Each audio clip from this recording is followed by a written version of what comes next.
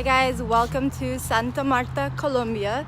Of course, I'm back home filming from here about when I was in Santa Marta, in case you missed last time's episode. But anyways, the first day I got in town, I stayed at the hostel, which had a pool again. So again, just kind of like hung out and chilled by the pool. I was actually staying in Taganga, which is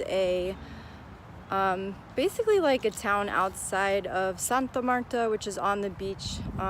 It's a fisherman's village, and they have basically like mountains surrounding the beach, and just it's a like tiny little town.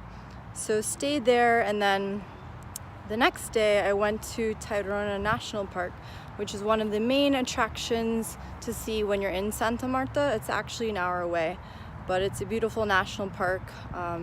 So just like half jungle and beaches. So I took basically like a van there and then hiked around. There's a main beach called Cabo San Juan, which is about a 2-hour hike from the beginning.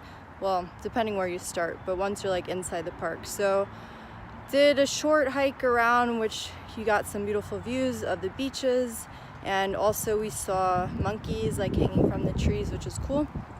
A lot of the beaches there are actually dangerous for swimming, so unfortunately you can't like swim everywhere, but you get to see the beautiful beaches and jungle. And so did that first short hike and then did the main hike to the main beach. So there's most of the way you're actually like hiking in the jungle, not like seeing the coast. I was hoping it was actually more along the coastline, but anyways, it was still pretty hike. There's one beach before you get to the main one called La Piscina, which is pool, so you can actually swim there. It's allowed, although they're always still warning you like don't swim out too far because they just get some crazy like currents and stuff out there. So went there, swam a bit, continued on, eventually made it to the main last beach. Also swam there for a little bit and had a banana smoothie, which was delicious. So it was really nice getting to check out that park. And then also took a boat ride actually back from there to Taganga. So it was nice also like on the way back seeing all the views along the way. We made a stop to pick up some people, so got to see a little more. And yeah, it was just really cool checking out the views, and of course I love the beach, so anytime I'm at the beach it's a good day. So the following day I actually ended up doing scuba diving. So it was funny, but the first day I was hanging out at the hostel at the pool.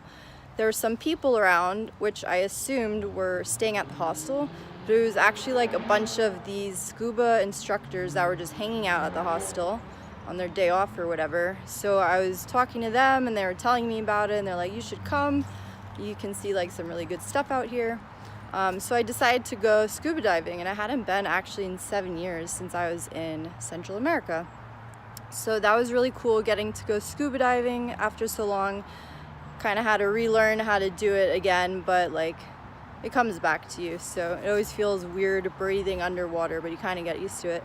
So got to see a lot of really colorful fish. I don't remember all the names. There was like lionfish and pufferfish and I think electric eel and a whole bunch of stuff. But anyways, even though the visibility wasn't like super good, got to see a lot of colorful and pretty fish, and like the coral was just really pretty. So it was neat getting to do that.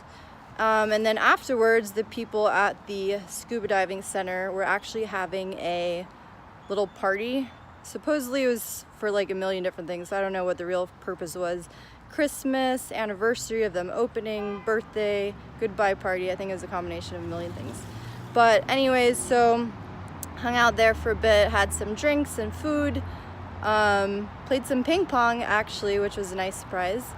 And yeah, just hung out, had a good time until a little bit after I started to feel a bit weird, which seemed strange because I didn't have much to drink. And I ended up getting food poisoning that night, which really sucked. If you've ever had it before, it's awful. Anyways, so that was a sad ending to my stay in Santa Marta, but luckily by towards the end of the next day I was feeling better. But that was pretty much my stay there. I actually forgot to tell you guys a couple of things about when I was still in San Gil. But well, one thing was, one day I went to this place called Poço Azul, which has little waterfalls and like a river and just like a nice place to swim and hang out, that sort of thing. Anyways, so one of the days I went there, and then they also had this holiday going on, which I don't remember the name of. I think it was that Friday, but where everyone goes out and lights candles on the street. So everyone gets a pack of these colorful candles, they light them, and they like just let them go until they're completely melted on the street. And each family does this, and each person's pretty much supposed to have a candle, and they light and they make a wish. So there's like a 12 pack, and you divide that up between the family. Anyways, so that was another cool thing I got to check out. And also, we actually lit some Hanukkah candles in the hostel because there were like 2.5 Jews. I was the half, I think. There might have been another half. But anyways, there were some Jewish people in the hostel, so got to celebrate a little bit of Hanukkah while I was there too, which was cool. So I think that's all I have for you guys on my stay in Santa Marta. After there, I went to Cartagena, so I will fill you guys in on Cartagena next. Talk to you soon. Bye.